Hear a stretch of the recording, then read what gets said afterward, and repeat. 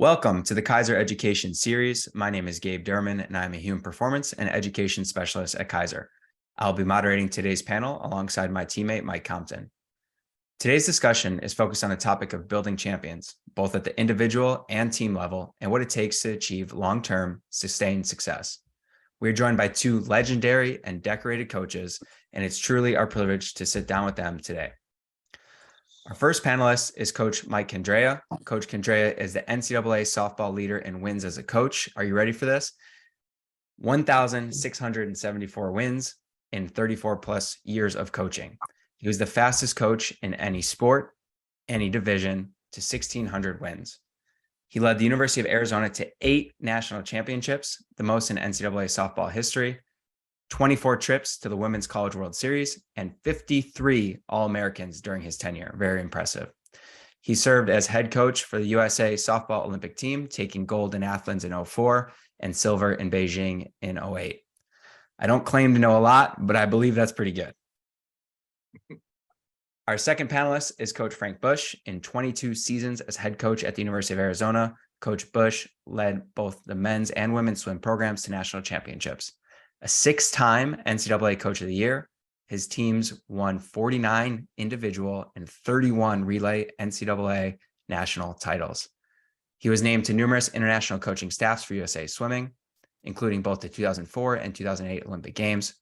He served as national team director for USA Swimming for both the London Olympics in 2012 and the Rio Olympics in 2016, where Team USA earned over 60 medals combined. Mike Compton, I think it's safe to say these two Hall of Famers know a thing or two about winning championships. I'd agree. So, yeah. So, Coach Mike, Coach Frank, welcome and thank you for being with us here. I have to start with your picks for the NCAA men's and women's tourney. Coach Candrea, I understand you're in Sacramento with the team right now. We've got both the U of A as a number 2 seed in men's tourney and number 7 seed in the women's tourney. I want to know what your picks are, and then we'll go over to Frank.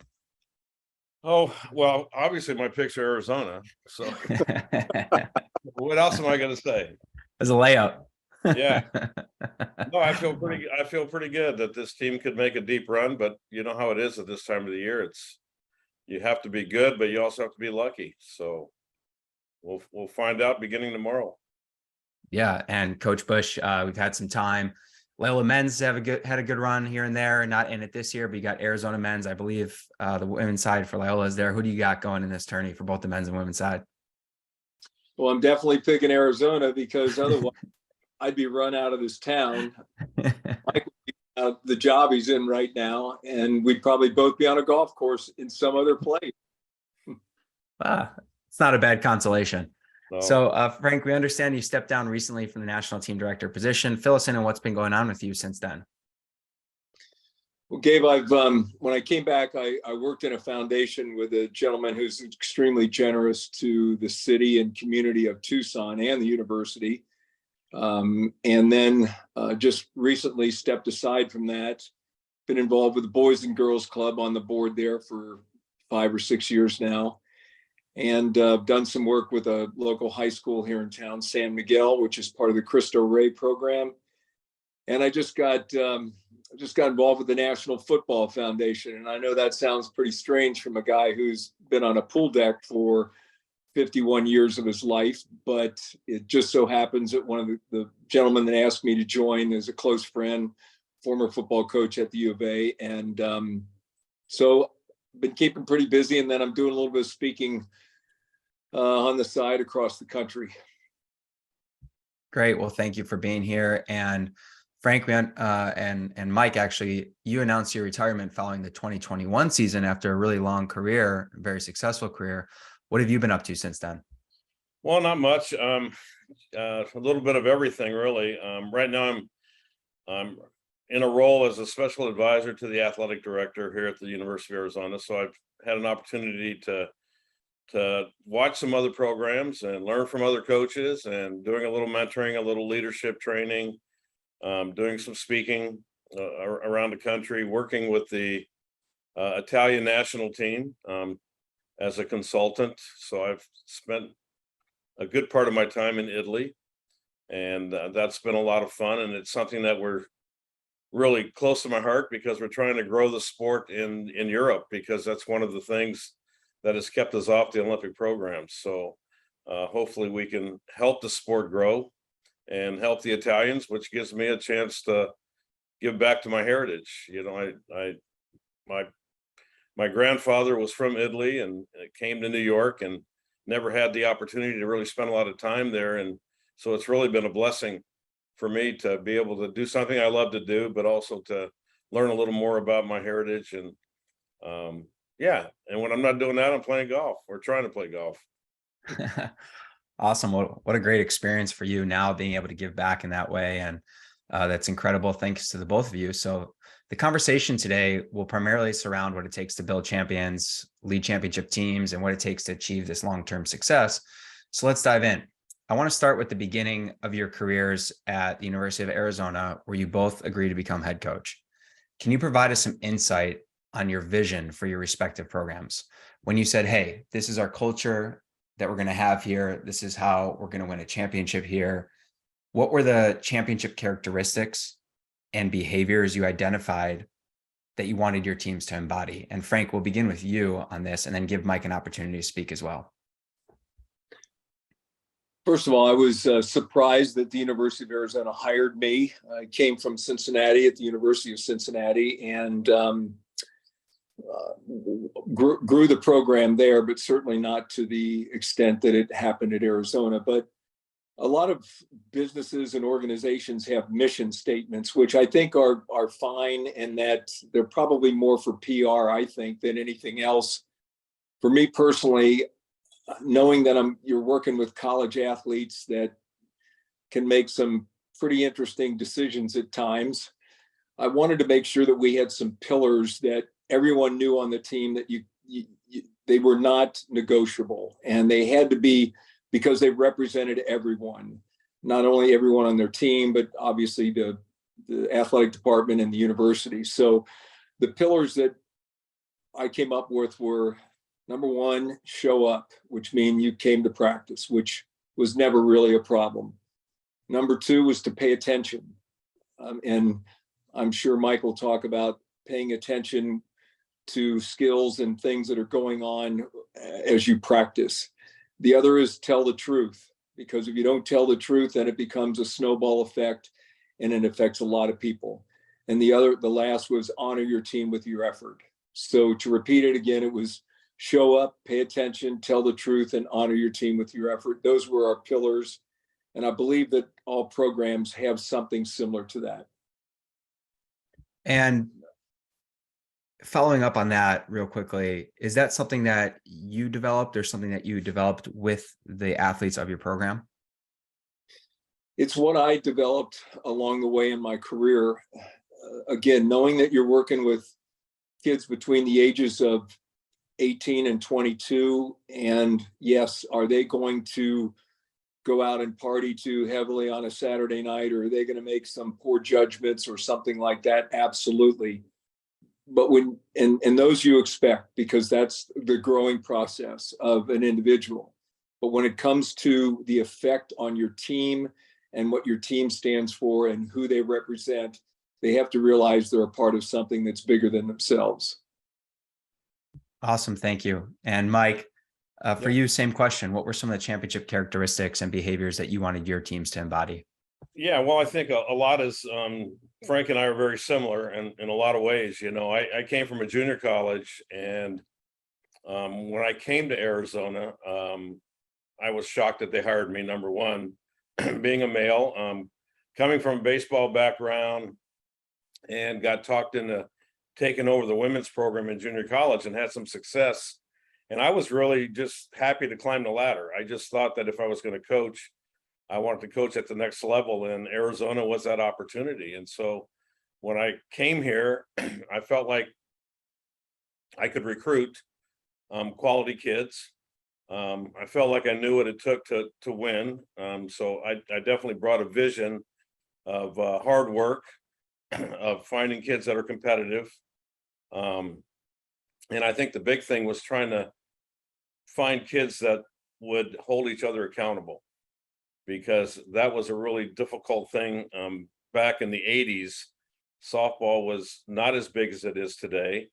And so I was blessed to kind of see the sport grow, with my own eyes, from just a little bit above recreational ball. And I'll give you a story of the first practice I had at Arizona. I went out to our field at the time, and it was pretty much a little rec field. And there was a bunch of people on the field, and I go, "Hey man, we got practice at 2:30." And the guy goes, "Hey, you're gonna have to wait till the PE class gets off the field before you can use the field."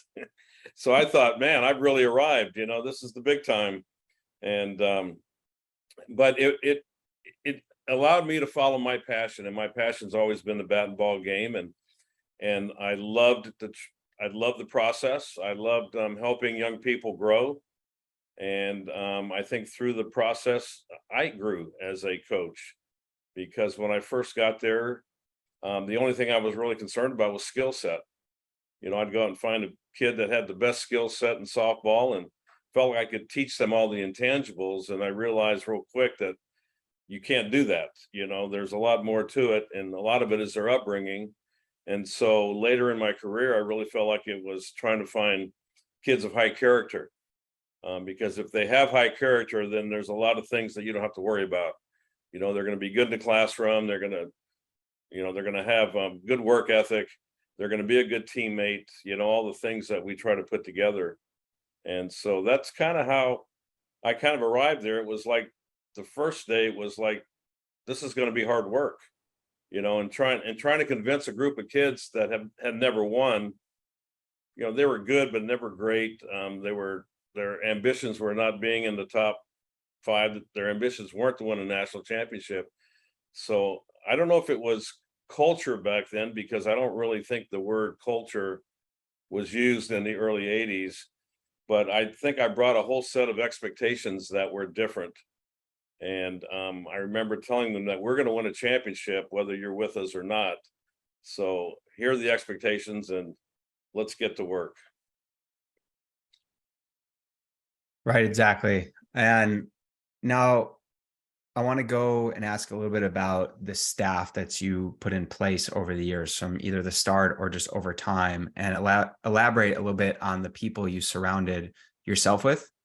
Mike, we're going to start with you on that. How important was it to make sure that you had the right assistance and support staff in place? And on top of that, when you identify your potential colleagues, were you looking for people that were similar to you or different in terms of personality? That's a great question. And I think one of the things that sometimes we don't realize is how important our village is. To be successful, it takes more than just your coaches, but it's everyone that you surround your program with. Anyone that touches your athletes, they have to have a common vision. And so that was the first thing I looked at, is number one, do they have the same goals and expectations that I do? I think the other thing is I always looked for people that were good teachers of the game, that were competent at what they did, that were consistent. When they came to work every day, you saw the same person, that they had emotional stability, because I think working with young kids, emotional stability is a big thing. And so that was a huge red flag for me, is when I went out and looked at people, I wanted to make sure that they were stable in their own life so that they could bring stability to these young people. And I wanted people that were different than me. Obviously, coaching softball, my skill sets growing up, I was a hitting coach and an infield coach. So it's an obvious that you need to find someone that could teach pitching, that could teach outfield play, could teach catching, and that were different, because I always loved a different opinion. I didn't want someone that just would shake their head and say, do it because coach said to do it. I wanted to be challenged too. And I think that's the only way you're going to grow, is to surround yourself with people that have a common vision, but are different. They bring a different approach to the party every day. And that was a challenge. I mean, one of the challenges I had was, hiring some former players aren't always great coaches. They could be a great player, but they may not be able to differentiate black and white. there's a gray area that we work with all the time with young kids. And I had some that it's either do it their way or there's not any other way. And I totally disagree with that. There's a lot of ways to play our game, a lot of ways to skin the cat, and everyone's different. And so you have to treat them differently.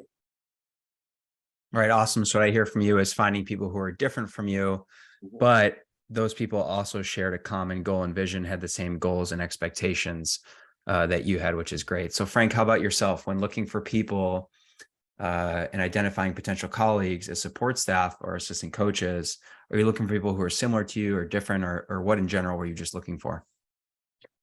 I think I would probably start with, certainly I wanted those that were enthusiastic about the sport and had proven that they knew enough about the sport that not only were they able to teach certain things, but they were anxious to learn things as well. And so, as well as having standards and values similar to those that I had, that they would share that with me.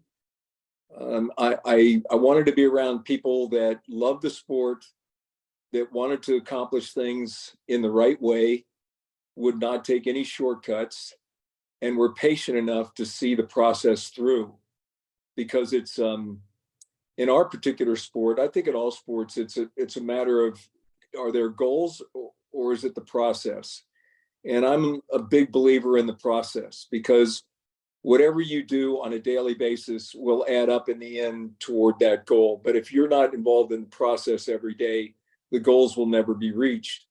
So I look for individuals that were like to think out of the box a little bit, challenge me some, love to be around young people, and shared that kind of energy.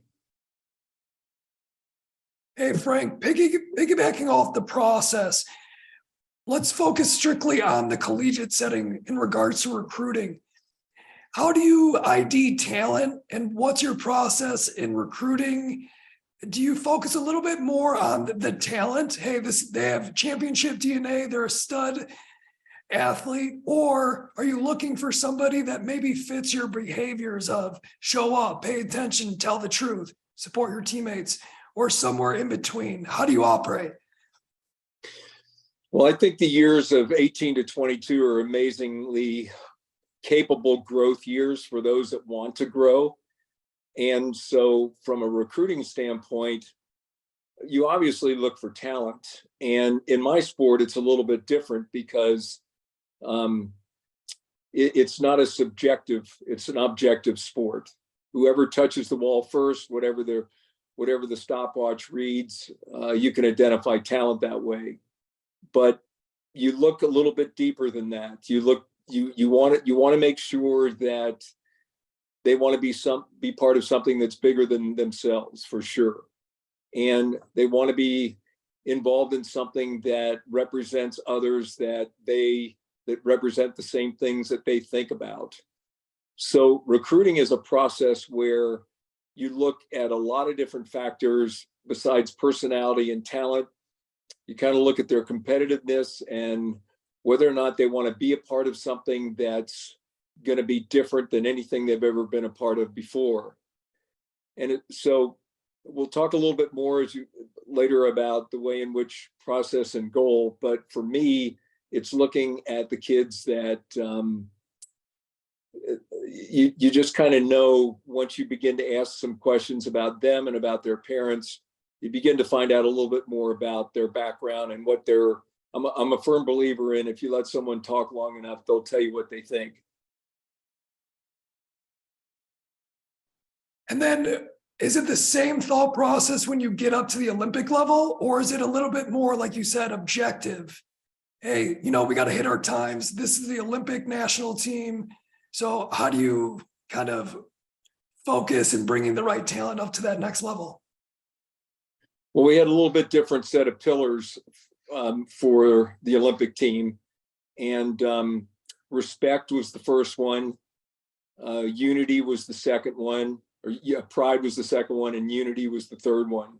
So respect for not only your teammates, but your competition. The pride that you would be representing millions of people in your country, and the unity effect of when we walk out there together, it's us versus other countries, not just other teams. So it was a little bit different along those lines. And obviously we're dealing with the best of the best of the best. So the way in which you put together a team like that, and certainly Mike has experience in that same level, is a little different than how you recruit your college team. Great. And Mike, kind of sticking on that theme of the Olympic team, because you kind of touched on the college already when it comes to recruiting, talking about finding kids that are competitive, accountable, but also have high character. What's your approach when you get to that national team? Well, the national team is completely different because it's basically result oriented. We have a selection process, and you try to identify the best skilled players around the country, but then you bring them to a place where they're competing against one another.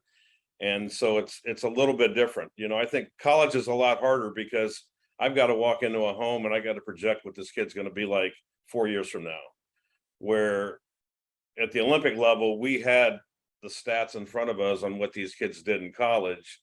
So we were just trying to define great players that were going to be great teammates, because that was a big difference at the Olympic level because they weren't all starters. And so I was really concerned more about having the best team. So the group that would make the best team versus the best individuals. Because that could cause some danger at the Olympic level, and I think there's just so much pride in the Olympic Games, like Frank said, that you're looking for people that really love to put on that USA uniform, and it means something to them. And they're going to do everything they can to make sure they take care of their sisters on the right side and the left side. And because it's very unique that you get to train for 4 years for 1 week of competition.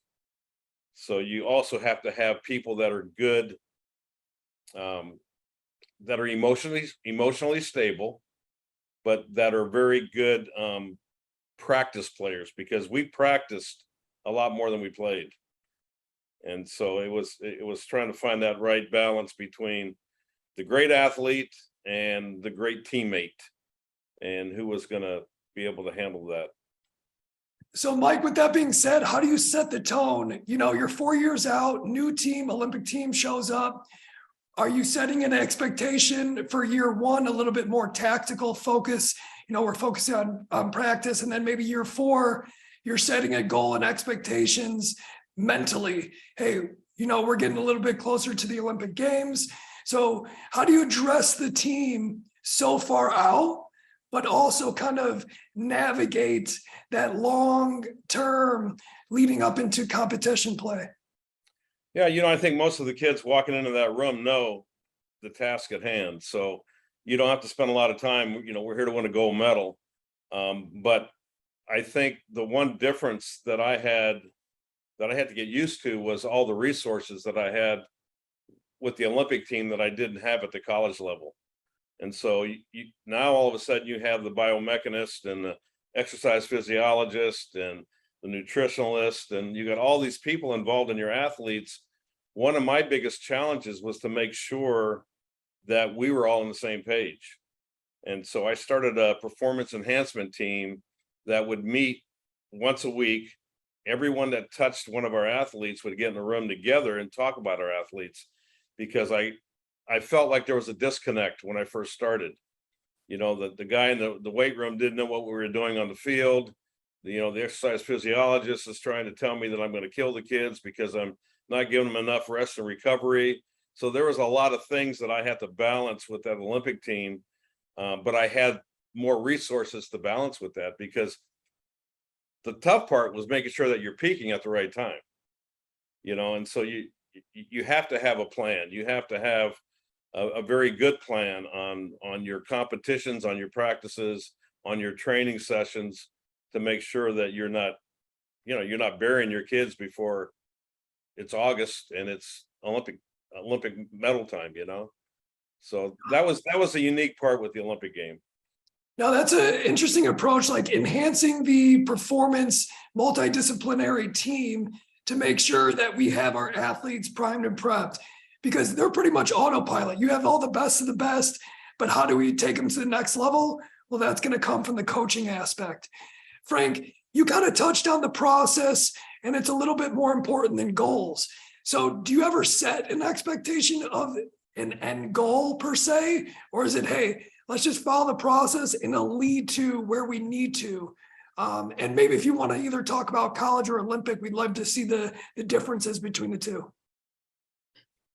So my approach is definitely about the process. And I look at it from a standpoint, if you put a few days of good practice together, you have a good week. If you put some good weeks together, you've got a good month. If you put some good months together, you're going to have a great season.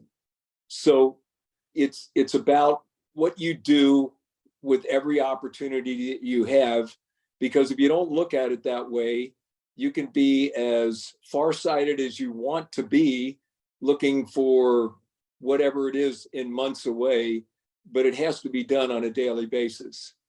And from an Olympic standpoint, our team is chosen roughly about 5 weeks prior to the Olympics. We know that historically we're at our best anywhere from 28 to roughly 33 days when our Olympic trials finish to when the first day of the games begin. So for us, it's a matter of selecting the team, putting them together right after the competition, the Olympic trials. And in our particular case, it's strictly objective. It's not about personalities. It's about if the first two hands on the wall out of 100 and some odd competitors, they're making the Olympic team. So we get that group together and we talk a little bit about what the expectations will be. And then they'll go home for probably about 4 or 5 days. And the whole goal there is to get together with the media in your town, the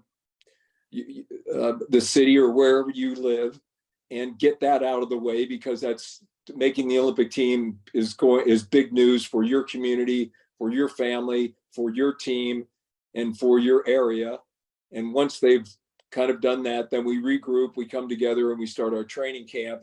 And then we begin to talk about, all right, this is where we are. This is what we want, where we want to be at the end of this training camp as we move to the next training camp. And then once we move into the Olympic Village, which is usually about 4 days prior to the first day of competition. So there's a lot of, Mike talks about the process and the various things.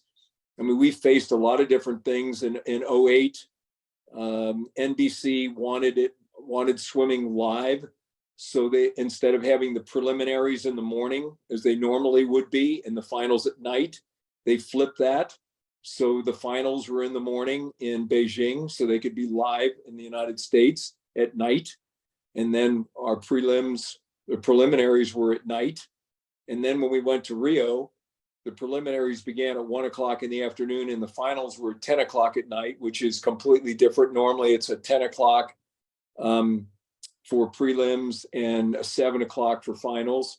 So, we had kids going to bed at 2 o'clock in the morning after they finished finals at night. And sometimes they had to swim the next day. So there's all sorts of different planning. And just as Mike was talking about, your staff and the preparation and the coordination is critical.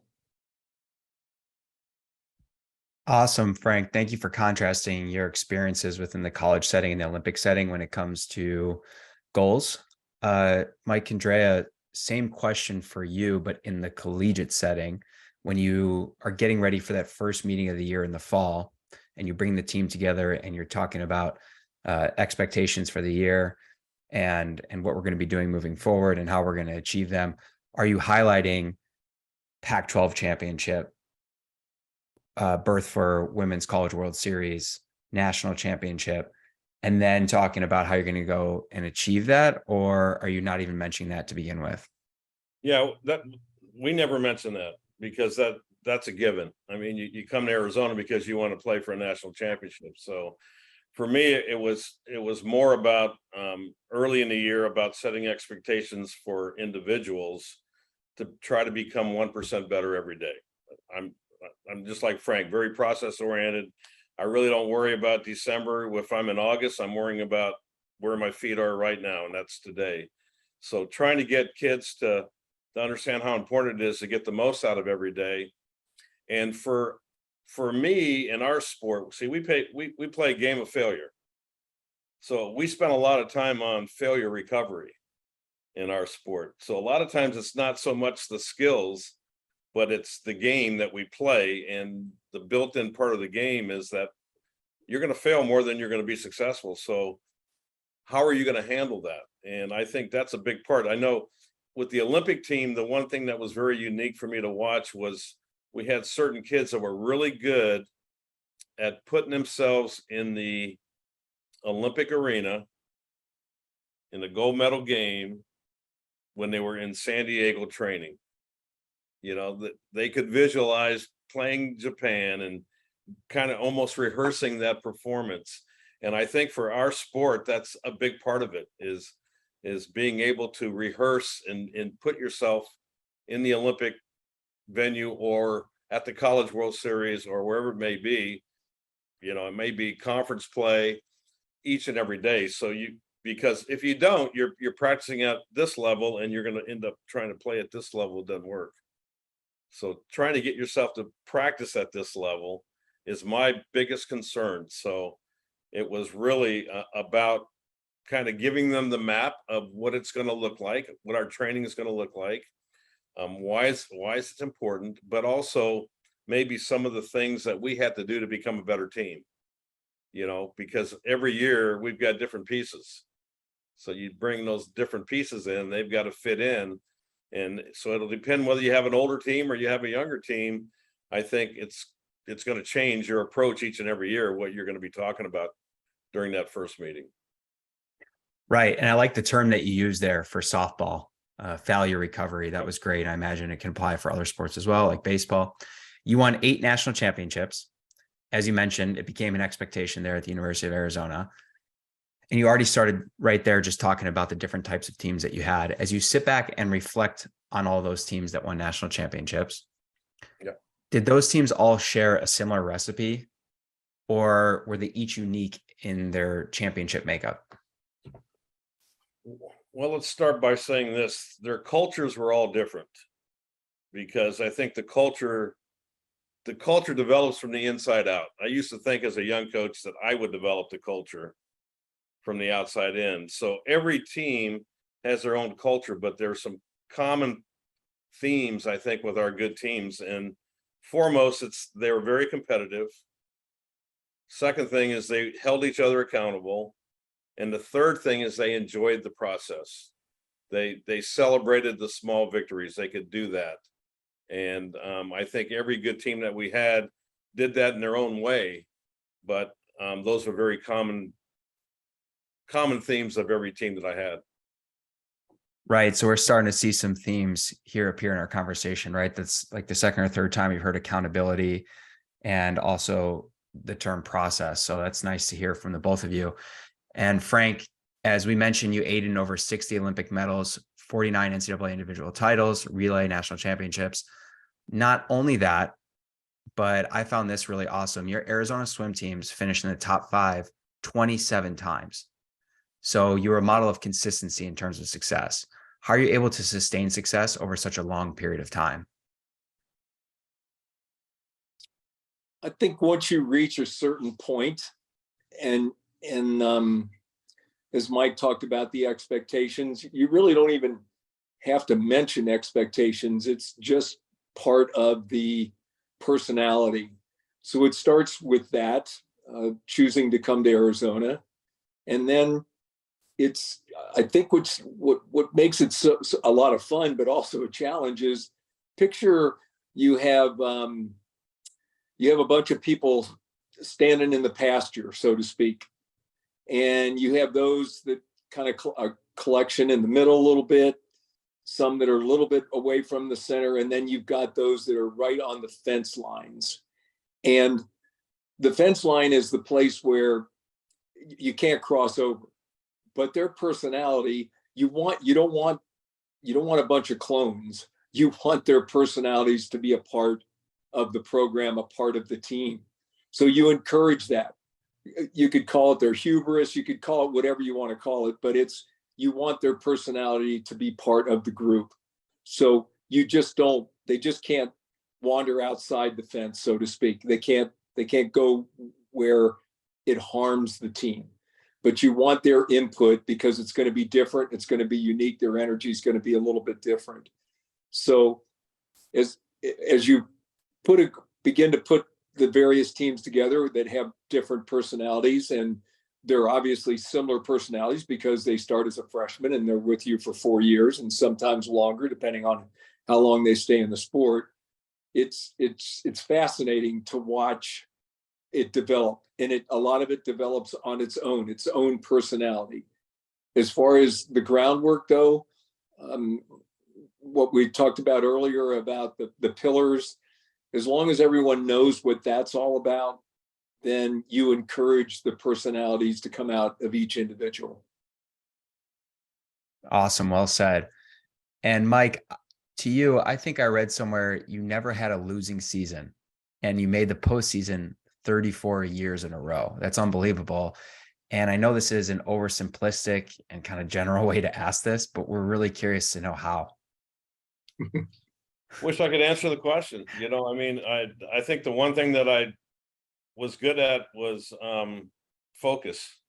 And when I talk about focus, I talk about being where your feet are. Like, today's the most important day that I have. And I was one that never looked forward too far and never looked back. So if you could recruit the right kids and you had the right culture, and the expectations were met every day, it leads to consistency. And I mean, that's about as simple as I can say it. It's not something I ever thought about. I mean, it's like my career went by like this, and there was never a time when I was thinking, oh God, how many more years do I have? It was following your passion and doing what you love to do. But the other thing I think was, and Frank was a big part of this, because Frank, I got a chance to be there when Frank was there, and it was always marveled by his success with both men and females, because they're completely different, but the one thing that I heard him say one day is you have to coach the person before you can coach the athlete. And I think that's one of the things that I became good at, was not worrying so much about the athletic success, but worrying about developing young women that could go on in life. And so I spent more time teaching life skills than I did teaching the game of softball. And it just so happened that just turned into a formula for them understanding how to be successful. If that makes sense. Mike, sticking with that then, is that like your approach to leadership and leadership style? Is like, these are the expectations of the culture. The culture kind of develops in itself because we have a winning mentality. So is your leadership a little bit more off the field in your approach? Well, I would say that I would define my leadership style as a servant leader. Only because I've always felt like my job was to take care of the people that I'm leading. Okay. And I think I don't know where that came from, whether it was my upbringing or what, but I was always good at taking care of my village. And to me, I think that was a big part of our success consistently, because I had the same people for a long time, because they liked to work for me. But the other thing is, they knew that I cared about them as individuals also. And so if I look at myself right now, I would say, yeah, I was a servant leader, and you're only as good as the people and how you treat people. And it's a pretty simple formula. You treat people the way you want to be treated, and you want to treat people with respect, with dignity. And I guess that's the way I was brought up, but I know that's one of my biggest fears right now with young coaches, is that they don't spend the time, or they don't see the village. They think they're in a bubble by themselves, and next thing you know, they forget about the people that can help them be successful. You know, if you don't care who gets the credit, then you're going to be much more powerful moving down the line. And so I think that's one thing I see right now. In today's world, it's completely different. I mean, there's so many variables that Frank and I didn't have to deal with, you know, the NIL and the transfer portal and, you know, all this stuff. I mean, I knew I was going to get a kid for 4 years, sometimes 5 years. Well, today, these poor coaches are re-recruiting their own kids all the time, because the generation they're coaching, unfortunately, one of their traits is they're not very loyal. And so you take that not very loyal with the transfer portal, and you got the Wild Wild West, and that's what we're seeing right now. Yeah, I mean, then it falls back on that leadership and coaching. How do you adapt to different generations? And I think you're spot on. I think this is a very challenging last few years for coaches, just adapting to the nuances in the sport of college athletics. Yeah, and I also think I've learned a lot about leadership during crisis. You know, for the first time, going through COVID was a very challenging time for some people, because they weren't taking care of their people. They weren't used to taking care of their people. And it was a little easier for me, because that's one of the first things that I think about is taking care of my people. You know, I get up every morning, and the first thing I do is I've got every kid's birthday in my planner, and I text them a happy birthday. You know, just that contact, that little 20-second contact made a big difference during COVID. And I think the programs that really suffered were the ones that probably had leadership that weren't servant leaders. They were, you know, they were expectations only. And so that was kind of interesting to watch, the different people and the struggles that they had going through COVID, because that was a challenge. So Frank, kind of staying along the lines of leadership and your staff, do you give them autonomy on like their own expectations and kind of getting them freedom to coach their athletes? Or do you live on a foundation? This is how we operate as, you know, Arizona swimming, but from there, there's different levels. So how do you lead within your own team and then maybe groom potential new leaders to then carry on their own career? For me, the idea of growth is the main ingredient to success. I always felt like if I could get an individual to grow, making them fast in the pool would be a piece of cake. Because personal growth, look at it from a standpoint of the hurdles that you face in life, the problems that you face. If you become a better problem solver, they become less problems. So the better you are at solving problems, the less problems you seem to have. And that's the way you move through it. And all of a sudden, instead of being insecure, you're very secure, because you feel like you can handle things that are thrown your way. So a lot of times in our meets and in practice, I would do some things that would take kids completely out of their routines to prove that they were capable of doing things without all the routine that they had become accustomed to. And so as far as my staff is concerned, that was the biggest thing that I wanted to make sure that they were on the same page with me, that we want these athletes to grow. And the only way we're going to get them to grow is to challenge them in ways in which they can become better person, better problem solver, have less problems, have less anxiety because of that, therefore be more focused.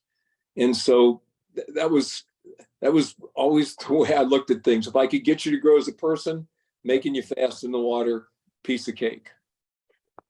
So as a very individualized sport with swimming to an extent, how And sticking with the growth aspect, do you let leaders grow on their own within a team? So it's like supporting your teammates, even though it is an individualized sport.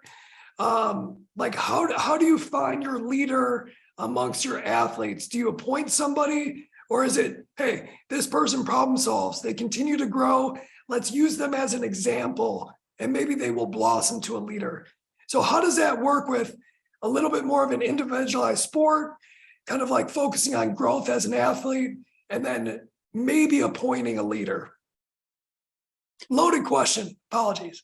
No. I think it becomes obvious over a period of time.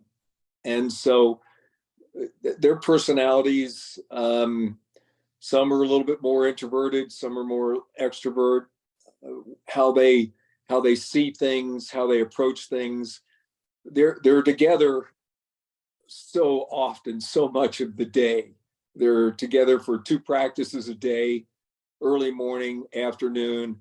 They're together in study sessions. They're together. They go out to eat together on occasion. They're together a lot. So it's, without a doubt, it's a very team-oriented thing, because training with one another is just like Mike was saying with the Olympic team. You train against one another, and it just makes you better. And that's how you look at that. But as far as the individual growth, you try and nurture that as much as you can in everyone.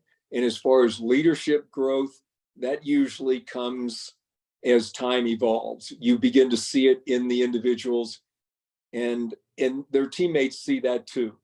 And they're usually the ones that are voted to be the captains. Like it. Do you do team voting, captain voting? Yes, same. Okay. And that's done at the Olympic team as well. Awesome. And then just really quick, is the captain always open and, honoring being voted, or will there ever be pushback? Has there ever been pushback? I don't think I can lead. Occasionally someone would be voted captain, and they would want to come and talk to you about it. And I think what's important about having a captain is sort of your go-between with the team.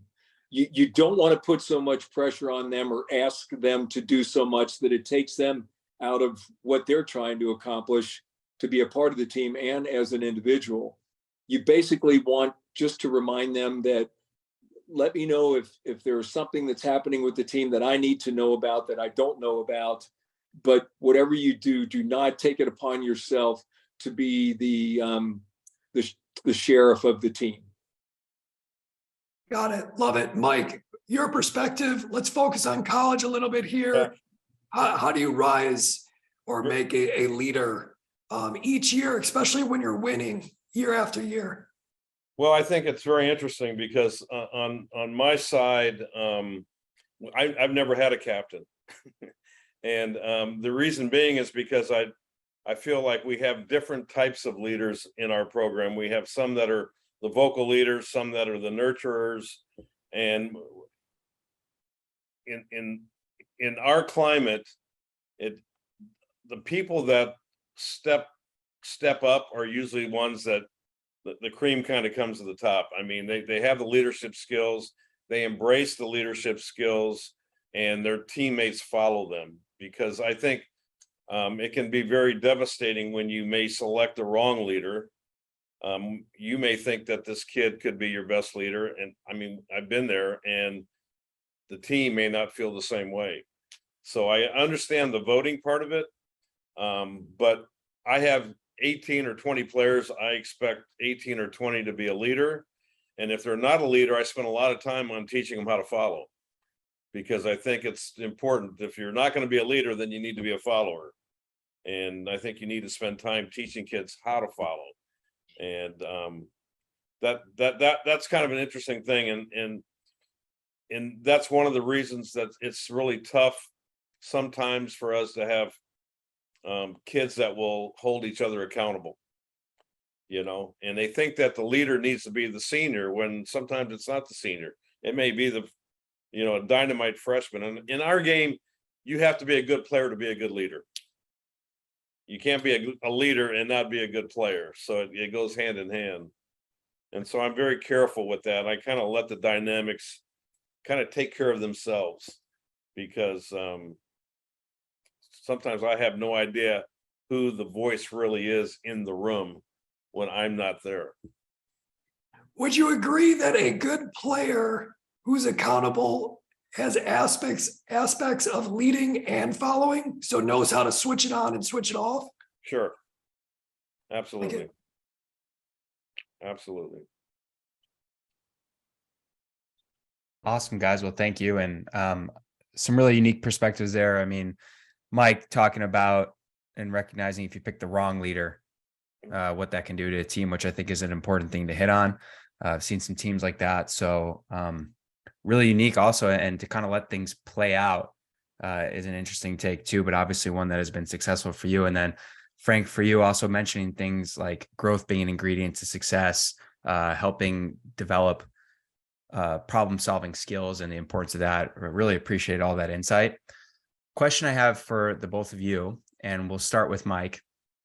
So what was the biggest piece of advice that you got when you were first starting your coaching career? Be yourself. Be yourself, follow your passion, and trust your decisions. I think that's one of the things that you see a lot of, is people that just, they have a hard time making a decision, and then they have a hard time trusting their decision. And so that's probably one of the greatest pieces of advice that I got. You know, my dad always said, if you got a kid that's keeping you up at night, get rid of them. That was another good piece of advice that kind of followed me through my career, you know, because there's a lot of times when you think you can change a kid, but then if they don't want to be changed, it can cause problems for a team sport for everyone. And so I've had some situations where I was kind of put in a corner, and I look back at my career and there were some decisions I had to make. And if I would have made the wrong decision, it probably would have affected many years down the road. And luckily, I always kind of followed my my moral compass, you know, and that was kind of my leader, because at the end of the day, you know, it's just a game. You know, the game is never going to get life-threatening on any kid that played for me, because I've had some bigger losses in my own life. I mean, I lost my wife, perfectly healthy one moment, gone the next. And after that happens, it's like, this is a game. I mean, it really is. At the end of the day, yes, I'd love to win a gold medal, and I still think about that silver medal. It gives me chills, but there's much bigger things that are more important. And I think that's why I've always loved what Frank did. Having, number one, he had both men and women, which is a very difficult thing. I always wondered how you could separate those two, because they're different. But number two, he did such a good job developing young people as much as he developed swimmers. And I think if you follow your moral compass and realize that if you spend your time on developing that person, because my job in softball is to get them ready for life after softball. None of them are going to make $1 million playing the game. So why not use that as a platform to help them learn how to be successful in anything that they choose?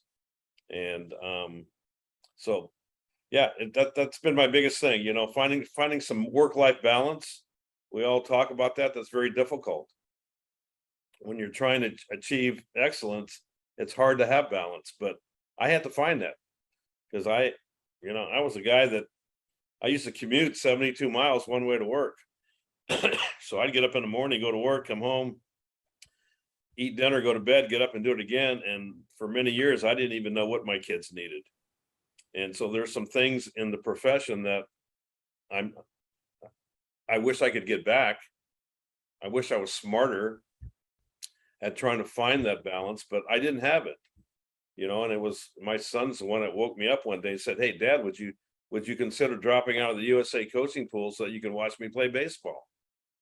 You know, and it hit me with a ton of bricks to say, you know what, it's more important that I'm his dad than winning all these championships. And so I think once I understood the balance part, you know, between my family, being, you know, my profession, when I'm at work, I'm at work. When I'm at home, I need to be at home. I wasn't really good at that. I was at home, but I was really at work, you know. And then my faith is a big part of my life, you know, because it's the only way I've gotten through what I have. And so I think sometimes those trials and tribulations you go through make you kind of rethink. I wouldn't change anything, but if there's one thing I could change, I wish I would have moved my family to Tucson earlier so that I could have spent more time with my own kids. Because at the end of the day, I spent more time with other people's kids than my own. And I just say that because as a young coach, that's a challenge in today's world. Our coaches today want work-life balance. They're used to it. And you know what caused that was COVID, realizing that they could do things at home like we're doing right now. And so it's kind of changed everything compared to where we were in '85 when we didn't even know what the hell a computer looked like, you know? I mean, Frank and I went through the year, we didn't have cell phones, you know, computers and all this stuff, yet we got our job done.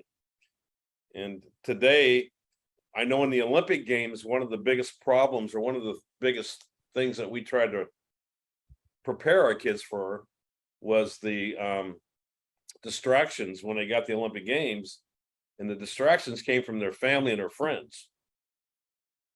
You know, and you wouldn't think about that, but Frank can say it's just the biggest problem at the Olympic Games is people change. They try to do too much, they try to do more. Coaches change their approach because it's a big venue and it's a big deal. And that's the worst thing that you can do. So I've always tried to be myself, and I have stolen from other people, you know, Frank being one of them, but many of them to kind of tweak some of the things that I did. And then you kind of find your own philosophy. But at the end of the day, for me, it's all about being competent at what you do, you know, being caring for young people and being compassionate, you know. And if kids today call me up, they don't say, "Hey coach, thanks for teaching me how to defend that first and third, you know, thanks for being my dad away from home." Right. So yeah, well, that's awesome. And thank you for sharing a few bits of personal information there and how those things helped you gain perspective and now helping us and our listeners gain perspective. So we appreciate that. Going over to Frank here, for you, what was the biggest piece of advice that you got when you first started your coaching career? Mike said a lot of wonderful things. That's why he's so successful. And I think moral compass is a great word. As a matter of fact, I would suggest to coaches today that instead of following a map, they follow a compass, because that's how the world has changed. I don't think it's a prescribed road that you're on. I think it's a direction that you take. I also think that being able to admit that you've made a mistake, that was really important in my young coaching career. I think also, without a doubt, that one of the best books I've ever read about leadership was called Leadership is an Art. It's by Max Dupre. Somebody could read it in a couple hours. It's only maybe 100 pages long, and it's all about servant leadership. And maybe the best book I ever read about leadership. And then one of the things that Mike said that I think is critical, because I've seen it, unfortunately, I've seen it done many, many times, and that is overcoaching at competitions. Particularly, I've seen overcoaching done at the highest level at the Olympic Games. Mm-hmm. You know, athletes, when you're preparing athletes and they come up to you right before they're ready to do what God has given them the talent to do, they're just coming up for a one sentence reassurance.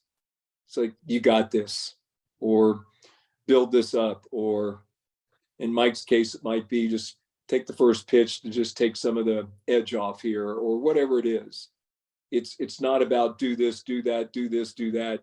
You don't want to confuse anyone prior to them being on they've already done all the work through the routine, through the dress rehearsal, which Mike talked about how important that is every single day in practice. So without a doubt, never overcoach at a big competition. And I learned that kind of the hard way. And I learned that fortunately early enough as a young coach. No, that's awesome. You thrusted me into a place of thinking about championships and championship moments, which I have a question now for Mike. 8 national titles. You have some pretty intense moments, right, leading up to each championship run. But let's talk about specifically championship moment, 5th inning, 6th inning, close game, maybe even 7th inning, last out. And you're having those conversations, maybe a hitter or a batter. I'm piggybacking off of what Frank just said here. Maybe it's one sentence or 2 things, right? It might be specific for the person, but in those moments, right? And you've collected a lot of experience throughout your time. Those moments happen probably a little bit slower for you. But what types of things, or what's your approach to when you're giving advice to an athlete in those big moments, or what you're saying to your team in big moments? Well, I think kids will pick up on your behavior. And so the first thing is, whatever you're going to say, it better be in a calming voice, because the last thing a hitter needs to hear, standing in the on deck circle, is you being excited about something. So, we've tried to slow the game down already. So we've done all of our homework. And so for me, it's just about trust. It's about you're ready for this moment. I'm always trying to build them up. There's nothing that we haven't gone through that you're going to go through right now. So relax, breathe. I mean, simple things, but it's never a mechanical or technique type conversation. Mm-hmm. I've never had one of those. In fact, a lot of times it's trying to, it might be just making a kid laugh, getting their mind off a moment, Right. But I think you've got to be very cognizant, very, very aware of your tone of voice and what you do, because sometimes it's not what you say, it's what you do and how you do it. And so I think they're looking for a little bit of assurance. And I can't remember the last time I actually told a kid what to do at the plate, because I'm in a third base coaching box, and it's usually it's a clap, which Right. means to them, it may be this, it may be this. I mean, just simple cues to calm them down. Because at the end of the day, for us, that's what we play a game of relaxed skills. So the only thing I'm really looking at is a kid, are they not breathing? Is their heart starting to race? Is their breathing getting shallow? How can I get them to calm down? Right. And Mike and Frank, kind of a fun question for both of you. I'm going to go Mike, then Frank right afterwards. The eve of your first national championship, the eve of your last national championship, or even gold medal, sleep quality, what was that like? I couldn't tell you. I mean, I wear a Whoop every day, and it blows up now and then. I mean, I'm not a great sleeper, but I couldn't tell you. I mean, it's like when you're in the moment, especially in the Olympic Village, you're never going to sleep really well because you got people all over the damn place, but yeah, I don't have a good recollection, other than I know that I wasn't pacing the floors. I probably did sleep a little bit. It was probably a light sleep, and I probably visualized the game 1,000 times before I got to the game. Mm-hmm. Frank, how about yourself? I think when you reach that point, I think it's a matter of just knowing that there's really nothing else you can do. Your kids are prepared. You've done everything possible to have them ready. They're ready. So to think that you're going to sharpen the blade anymore is wasted energy and just causes for anxiety. So I think it's more of I'm looking forward to the next day, looking forward to that night's finals, looking forward to someone doing something that's going to be more special than you ever thought they could do. So for me, it was just anticipating something good.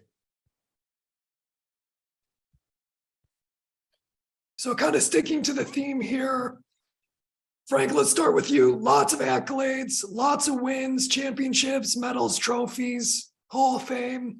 As you sit back and reflect, what was the most rewarding part of your entire coaching experience? The relationships,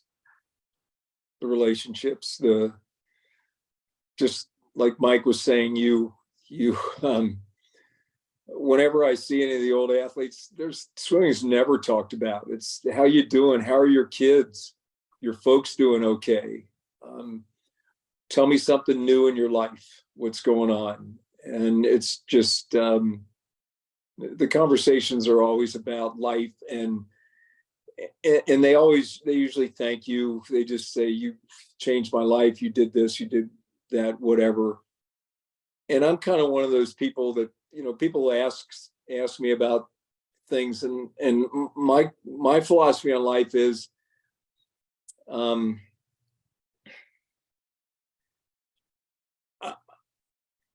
I wouldn't change anything in my past.